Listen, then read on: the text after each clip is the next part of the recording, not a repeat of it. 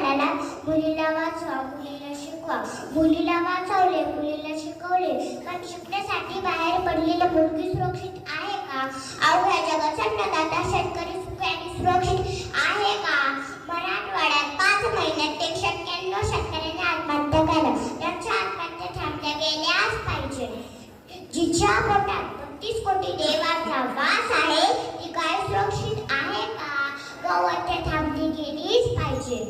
पुरुषांमध्ये राम जागृत होण्याची गरज आहे, महिलांमध्ये सीता जागृत होण्याची गरज आहे. आणि मग आपोआप लव आणि कुश सारखे मुलं घडवल्या जातील आणि आपला भारत सुरक्षित होईल. एवढे